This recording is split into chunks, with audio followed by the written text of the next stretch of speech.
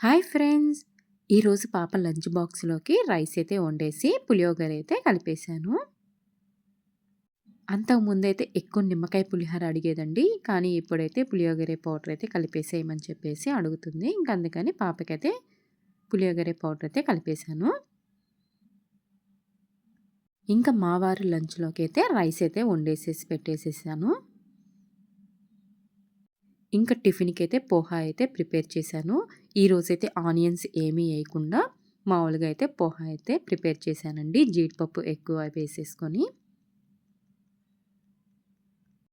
Taste అయితే చాలా బాగుంది. ఆనియన్స్ వేయకపోయినా అప్పుడప్పుడైతే నేను ఆనియన్స్ వేయకుండా ఈ విధంగా అయితే ప్రిపేర్ చేసేస్తాను.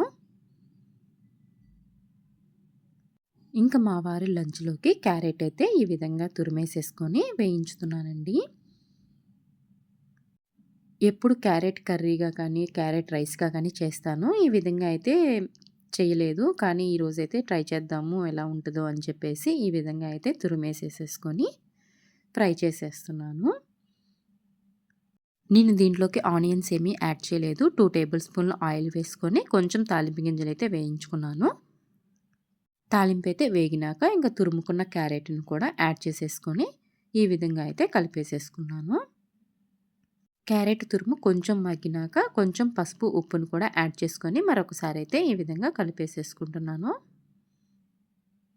ఎక్కువ టైం కూడా పట్టలేదు. 10-15 మినిట్స్‌లో అయితే ఫినిష్ అయిపోయింది.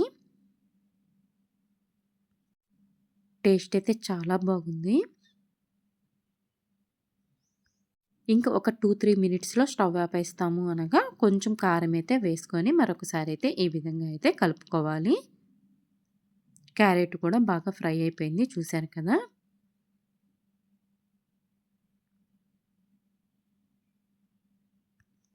అంతేనండి, ఇంక స్టవ్ ఆపేసేసుకోవడమే. చాలా టేస్ట్‌గా ఉంది. ఈ వీడియో నచ్చినట్టయితే ప్లీజ్ లైక్ చేయండి, షేర్ చేయండి. అదేవిధంగా సబ్స్క్రైబ్ చేసుకోండి.